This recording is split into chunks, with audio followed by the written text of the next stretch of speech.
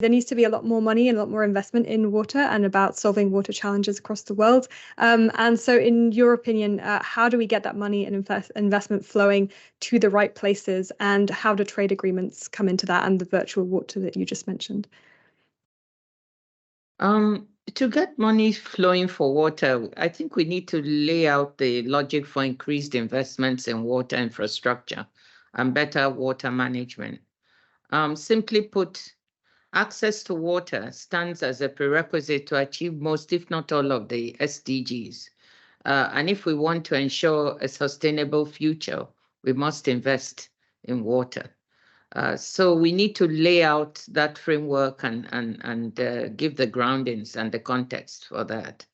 The initial findings of the Global Commission on the Economics of Water and the data that underlies our March 2023 report, Turning the Tide, estimates that we must multiply existing investments in water by a factor of 3 to ensure universal access to safely managed water and sanitation and enable its more sustainable use in major sectors. I'd like to just note that chronic underinvestment in water has emerged as a worldwide problem, including in many high-income countries where the water infrastructure is aging, increasingly dysfunctional. And in low and middle-income countries where the infrastructure is non-existent, in many cases, or very rudimentary. We're estimating $200 to about $400 billion per year of additional investments in low and middle income countries will be needed to achieve universal access to water and sanitation by 2030. And so you sort of mentioned this framework that there's a need to sort of reshape, I think, global governance. And that's something that you mentioned in the report. And so from your perspective, how does that reshaping need to happen and what are the tools and what would that new framework look like?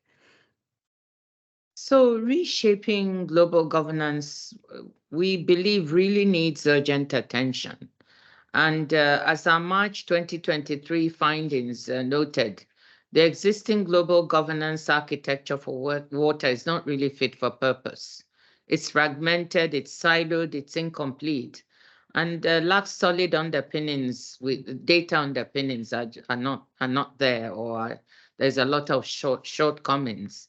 There are also shortcomings that result in inconsistent incentives to efficient water use. The unnecessary uncertainties that make it harder to attract investment capital, and duplication of efforts to address the various dimensions of our shared water crisis, as well as gaps in the global response. And WTO and international trade policies can play a role in this effort to help reshape global governance of water, because I mentioned earlier the importance of virtual water trade in agriculture and other products. Well, one important thing to know is that 1 in 5 calories consumed across the world comes from traded goods.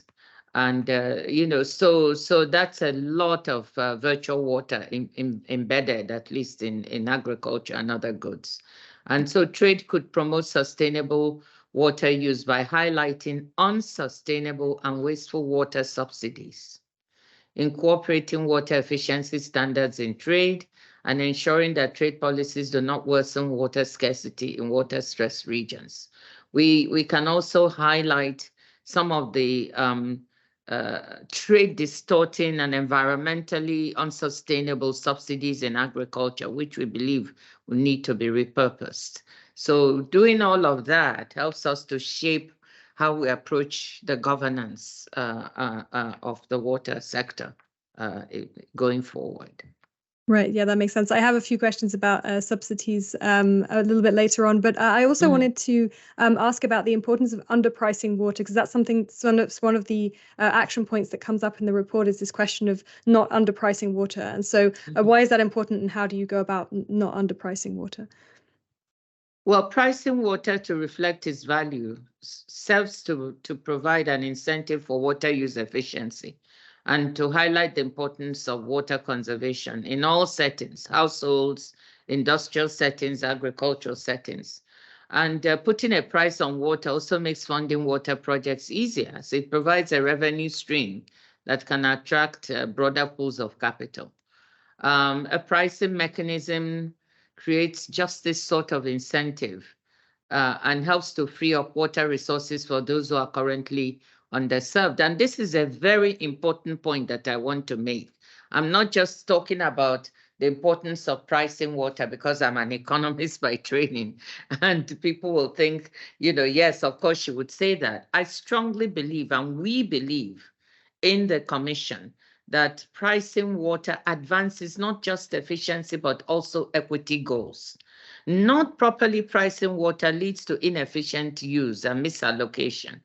And that means that those who don't, the poorer people who don't have access are worse off.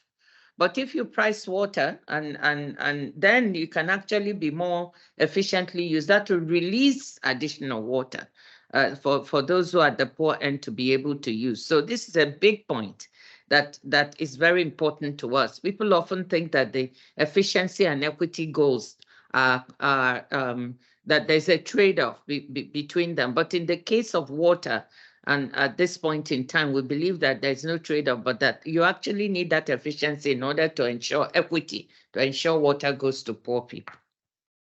Right, that makes sense. Yeah, because it sounds a little bit counterintuitive initially when you say, we need to increase the price of water. That means, oh, well, how do we square that with affordability? But from your perspective, it's all about reallocating the water to the most vulnerable. Yes, and of course, to assure the affordability of the resource, we recognize that, this water is a critical input in agriculture, industry, and at the same time is a basic human right. So what we need to do is to strike a balance between efficient water allocation for production and ensuring access to water as a basic right, particularly for poor and disadvantaged communities. What does this mean? It means in reality that we must also accompany proper water pricing with appropriate policies that ensure affordability of water and access to the poor and vulnerable. So we want to release enough water so they can actually have access. At the same time, we want to make sure we put in place mechanisms, social policies that enable them to have access. And if this means support for poorer people, then so these are the kinds of policies we need to look at. The report has quite a striking message, which is to phase out agricultural subsidies. And so, first of all, how would we do that? And is it really about phasing out all agricultural subsidies, or is it about channeling those subsidies in a way that's more that encourages more water efficient agriculture? First of all, let's make clear that what we are talking about is trade distorting and environmentally damaging agricultural subsidies. It's not that all subsidies are bad. There can actually be subsidies to research, for agricultural research and applications that are good. And if we want to we're in the era of climate change. If we want to get more drought resistant, more water tolerant crops, we have to put money in research and we have to subsidize research. This is also subsidies. But those can be good subsidies. You want to change habits, sometimes they're good subsidies. What we are talking about is that there are a lot of subsidies, could be up to $600 billion of agricultural subsidies that are trade distorting and environmentally damaging. Those are the ones we are saying we should repurpose. There are also water subsidies, and that could be up to 200 to 300 billion that are also distortive. So those kinds of subsidies, not to talk of fossil fuel subsidies, we need to repurpose them. So we are not saying you just cut them off. We are saying, look, if we want more investment in water infrastructure, particularly for poor people and poor areas, where do we get the money? These subsidies could make a big dent in those kinds of investments. So that's the repurposing. If we want climate justice, we want water justice, we can channel those monies to those kinds of activities, which will probably benefit the poor people better. So the final point that I kind of wanted to bring up here was this question of bringing the private sector into this, right? So, and I think that in the report, you talk about just water partnerships, and that's the way that the private sector can become part of this, and while still, being being just and having those goals of, like you was mentioning earlier, of equity, etc. So I just want to tell you, if you could tell me a little bit more about these just water partnerships, what they are, how they work, what do they actually entail, and what's the importance of the private sector as well in this? Well, water is not just a victim, but also a driver of the climate crisis. And we are very clear that we cannot tackle climate change without fixing our water challenges.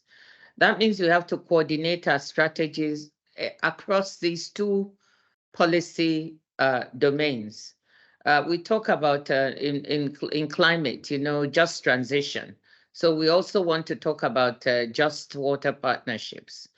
And, what we're really proposing is the reality of the new science of water and the recognition of water as a global common good makes it important to adopt new water strategies, new water management strategies that advance investments in water resilience and sustainability in low and middle income countries.